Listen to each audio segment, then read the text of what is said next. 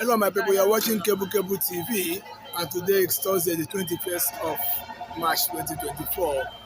Dr. Alex Yoma will continue to break more records in terms of infrastructure development here in ABSUTH.